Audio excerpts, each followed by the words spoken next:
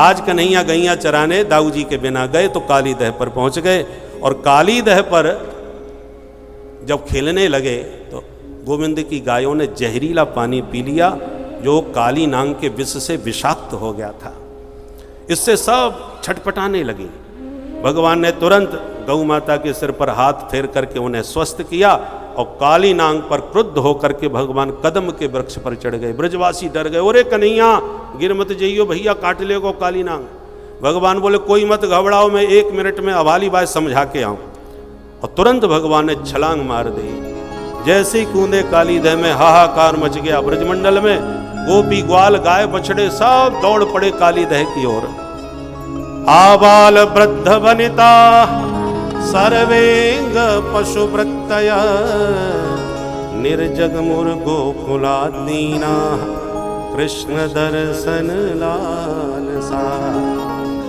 जैसे ही भागे तो दाऊ जी सब समझ गए कन्हैया ने मुझे इन्हें संभालने के लिए ही छोड़ा था। तो दाऊ जी सबको समझाने लगे, परंतु काली नांग एकदम जाग गया। उसके 101 फन थे। जैसे ही उसने भगवान को देखा, एक छलांग मारी और तुरंत भगवान को संपूर्ण शरीर से लपेट लिया। काली, देखो सर्प का एक नाम होता है भोगी, वो जिसके शरीर से लिपटता है प्राण लेके छोड़ता है। नाग पास बड़ी प्रबल होती है, किंतु भोगी की पकड़ से कोई योगी ही निकल सकता है।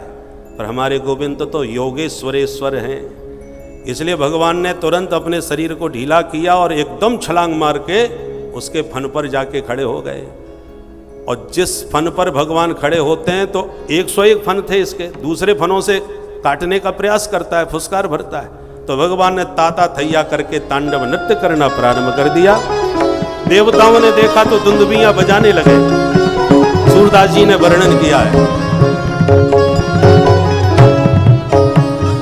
तांडव गति मुंडन पर नाचत गिरधारी, पम पम पम पग पटकत पम पम पम फनन पर बिम बिम बिम बिनति करत नाग बधुहारी। तांडव गति मुंडन पर नाचत गिरधारी, तांडव गति मुंडन पर नाचत गिरधारी। धग तिटी धग तिटी धग तिटी धग तिटी कृधा तिटी धग तिटी गदगिन नग तिटी गद गदगिन धा तिटी गद गदगिन धा तिटी गद गदगिन। तांडव गति मुंडन पर नाचत गिरधारी, तांडव गति मुंडन पर नाचत बनहारी। ससिक ससिक सनकादिक नन्नन नारद मुन मम मम मम महादेव बम बम बम बलिहारी। तांडव गति मुंडन पर नाचत गिरधारी, तांडव गति मुंडन पर नाचत बनहारी। दिन दिन धा दादा द्रगड़ धा गद धा गद धा गद धा दादा द्रगड़ धा गद धा गद धा गद धा दादा द्रगड़ धा गद धा गद धा गद। तांडव गति मुंडन पर नाचत गिरधारी, तांडव गति मुंडन पर नाचत बनहारी। सूरदास प्रभु की वाणी किं किं किन्हु न जान, चन चन चन चरण परत निर्भय कियो काली। तांडव गति मुंडन पर नाचत गिरधारी, तांडव गति मुंडन पर नाचत गिरधारी, नाचत गिरधारी, नाचत गिरधारी। बोल काली मर्दन भगवान की जय। यद यद नमो, जितने सिर उसने काटने को ऊपर उठाए उतना ही भगवान ने चरण प्रहार करके उसके फनों को रक्त रंजित कर दिया। काली के मुख से निकलने लगा रक्त, उसका हृदय होने लगा विरक्त। तब हुआ भगवान के चरणों में पूरी तरह अनुरक्त। मानो विष के रूप में तमोगुण निकल गया, रक्त के रूप में रजोगुण निकल गया। अब सत्वगुण ही शेष बचा तो सात्विक भावों का उदय होने लगा और मन ही मन भगवान की शरण में चला गया। नाग पत्नियों ने देखा कि जिसको हम छोटा बच्चा समझ रही थी इसके तो पेट में दाढ़ी निकल पड़ी, 2-4 ठुमके और लगे तो हमारे स्वामी जी की गारंटी खत्म। तो तुरंत गिड़गिड़ा के 21 श्लोकों में नाग पत्नियों ने स्तुति करी। न्यायो हि दंड कृत किल विशेषमिन् तवावतार खल निग्रहाय रिपो सुतानामपि तुल्य दृष्टे दत्सेदमं फलमेवानुशंसन्। बहुत प्यारी स्तुति गाई। ठाकुर जी रीझ गए, क्या चाहती हो बताओ? बोले पते प्राण प्रदीयताम, हम अपने पतिदेव के प्राणों की भीख मांग रहे हैं आपसे महाराज। भगवान बोले तुम्हारे भाव बड़े सुंदर हैं, इसलिए तुम कहती हो तो चलो तुम्हारे स्वामी को हम क्षमा कर देते हैं। पर जैसी फन से उतरने को हो गए, काली नांग एकदम फुसकार भर के तन गया। भगवान सावधान हो गए और बोले ए देवियों, हम इसको क्षमा करना चाहते हैं, ये तो अभी भी हमको अकड़ दिखा रहा है। नाग पत्नियों ने काली नांग को इशारा किया, जल्दी माथा नीचे करो, नहीं 2 मिनट में छुट्टी हो जाएगी तुम्हारी। बड़ी मुश्किल से राजीनामा हुआ है। काली नांग फुफकारता हुआ बोला, मैंने क्या अपराध किया है जो इनसे माफ़ी मांगूं? मुझे मेरे अपराध का भी तो पता चलना चाहिए। भगवान बोले दुष्ट कहीं के, विष बमन करके ब्रज का पूरा वातावरण बिगाड़ दिया। पतंग ऊपर का खगा, ऊपर उड़ने वाले पक्षी तक तेरी विषाग्नि से गिर रहे हैं, और फिर भी पूछता है अपराध क्या किया है? काली नांग बोला 1 मिनट महाराज, बड़े से बड़े अपराधी को भी अपनी बात कहने का सरकार मौका देती है। जब कसाब जैसे आतंकवादियों को भी अवसर दिया जा सकता है तो आप मेरी नहीं सुनोगे क्या? भगवान बोले पूछो, क्या पूछना चाहते हो? बोले मैं आपसे बस इतना जानना चाहता हूँ, ये संसार किसने बनाया? भगवान बोले हमने। तो हम सांपों को किसने बनाया? प्रभु बोले, काली नांग बोला हमने। भगवान ने कहा हमने सांपों को बनाया है। तो सर्पों के मुख में जन्मजात ये विष किसने डाला है? भगवान बोले हमने। तो हमको महातमोगुणी स्वभाव किसने दिया? भगवान बोले हमने। काली नांग ने कहा बस हो गया फैसला तेरा, तुझको अर्पण क्या लागे मेरा। अब मेरे साथ आप न्याय कीजिए सरकार। जब सर्व शरीर आपने दिया, मुख में जहर भी आपने ही भरा, अरे सागर मंथन से विष भी निकला था तो अमृत भी तो निकला था सरकार। यदि आपने अमृत की 2 बूंदें टपका दी होती आज हमारे मुख में, तो तोता मैना की तरह हम भी घर घर में पाले जाते, खूब चकाचक दूध घी खाते। पर आपने ही जहर डाल दिया, जिसके कारण हम महाक्रोधी स्वभाव भी आपने हमको बना दिया, वो हम अपने बच्चों को भी खा जाते हैं। अब बोलिए इसमें हमारी गलती क्या है? जो आपने दिया वही हमने आपको दे दिया। भगवान समझ गए ये तो बहुत पढ़ा लिखा मालूम पड़ता है। ऐसे ऐसे तर्क किए कि भगवान मुस्कुरा पड़े। भगवान से बहस करने वाले 3 भक्त हुए हैं, काली, बाली, बली। तो काली की कथा सुन ही रहे हैं, बाली की कथा रामचरितमानस में प्रसिद्ध है, और बली की कथा तो आप सुन ही चुके हैं। काली नांग ने तर्क जब दिया तो भगवान मुस्कुरा के बोले, काली नांग तेरी बात हमने सुन ली, अब हमारी बात तू ध्यान से सुन। कहो सरकार। भगवान बोले तुम विषैले हो, विष बमन करते हो, इसलिए हमने तुम्हारे लिए अलग देश बना करके दिया था, जिसका नाम है रमणक द्वीप, जहाँ सिर्फ सर्प जाति का ही वास है। तो भगवान ने कहा जब हमने तुम्हारे लिए अलग देश बना के दे दिया तो आपको हमारे देश में इस प्रकार जहर फैलाने का क्या अधिकार है? बोलो राधे राधे। और तुम्हें यहीं बैठ करके चारों तरफ जहर फैलाना था तो देश के टुकड़े क्यों करवा दिए भाई? क्यों तुमने अपने लिए देश अलग बनाया? काली नांग बोला महाराज यदि आप आदेश दें तो हम तो अपने देश को चले जाएं जो हमारे लिए बनाया है। भगवान बोले यही हम चाहते हैं, तुम या तो अपने देश में जाओ या हमारे देश में हमारी भारतीय संस्कृति को समझ के रहो। हमारा भारतवर्ष की जो मूल संस्कृति है, सर्वे भवन्तु सुखिनः सर्वे सन्तु निरामया, वसुधैव कुटुम्बकम की उदात्त भावना से भरा हुआ भारतवर्ष है। यहाँ पर तुम भी भाईचारे के साथ हमारे बीच रह सकते हो, किंतु भाई को ही तुम चारा बना करके भाईचारा बनाना चाहो तो कैसे चलेगा? इसलिए भाई या तो अपने स्वभाव को बदल लो या हमारी संस्कृति में अपने को ढाल लो, तो बड़े प्यार से हम तुम्हें भी अपने साथ रखेंगे। और यदि ये संभव नहीं है तो अपने देश में चले जाओ जो तुम्हारे लिए हमने बना के तैयार किया है।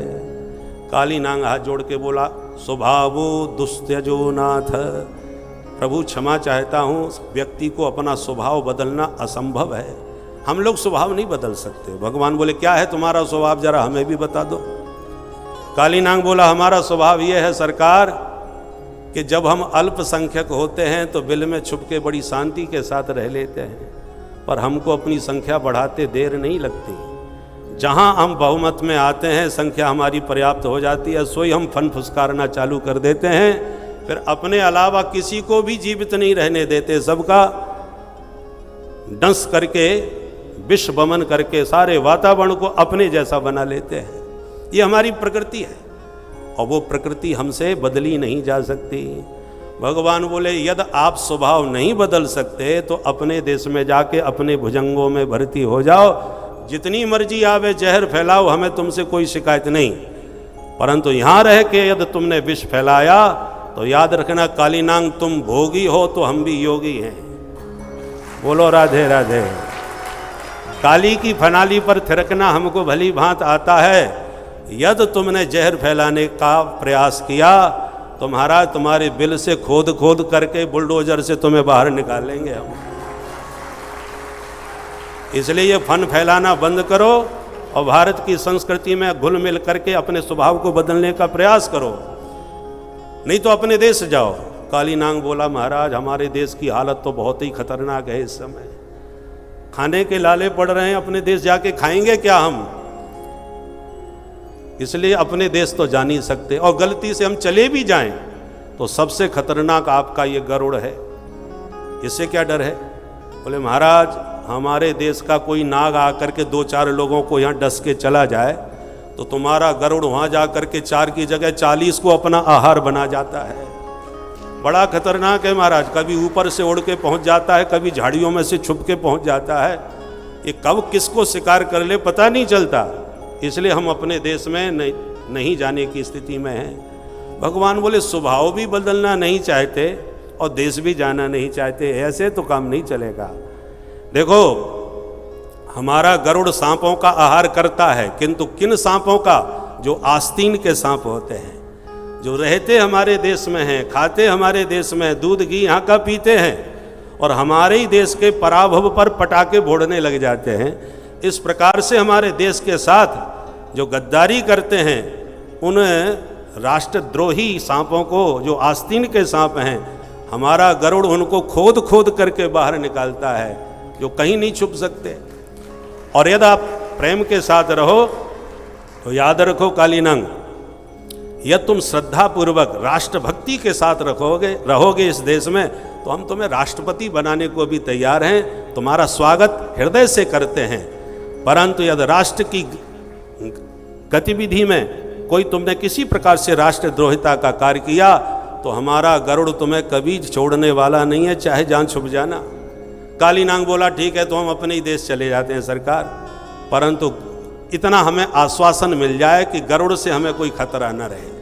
भगवान बोले नृत्य कर करके हमने अपने चरणों की मोहर तुम्हारे फन पर अंकित कर दी है, इसलिए अब तुम्हें किसी से भयभीत होने की आवश्यकता नहीं। 2 प्रकार के कुत्ते होते हैं, पालतू और फालतू। तो जो पालतू कुत्ते होते हैं उनके बड़े ठाठ होते हैं महाराज, पर जो फालतू होते हैं वो चारों तरफ पिटते हैं। जिस घर में जाते हैं रूखा जूठा भी खाएं तो भी डंडे खाने पड़ते हैं उन बेचारों को, परंतु जो पालतू होते हैं उनके ठाठ देखने लायक होते हैं। दोनों की पहचान क्या है? पहली पहचान यह है कि पालतू के गले में पट्टा होता है जो मालिक की पहचान का संकेत देता है। दूसरी विशेषता यह है कि वो फालतू हर घर में नहीं घुसा फिरता, वो एक ही दरवाजे पर पूरी निष्ठा के साथ रहता है और मालिक उसका पूरा ध्यान भी रखता है। इसलिए मन कुत्ता दर दर फिरे तो दर दर दुर दुर होए, पर एक ही दर को वह रहे तो दुर दुर करे न कोई। एक भरोसो एक व्रत एक आस विश्वास। जब राम जी के हो गए तो राम जी के पूरी तरह बन जाओ। बाकी ऐसा नहीं कि बेटा नहीं हुआ तो कहीं भी चादर चढ़ाने पहुंच गए, ऐसा नहीं। एक निष्ठ होना चाहिए, आदर सबका करना चाहिए, आदर सम्मान सबका करो, पर निष्ठा समर्पण एक में ही करो। एक पतिव्रता नारी जैसे पति को ही सर्वस्व समर्पण करती है, पर पति के नाते से अपने सास ससुर देवर जेठ सबका घर में आदर सम्मान करती है।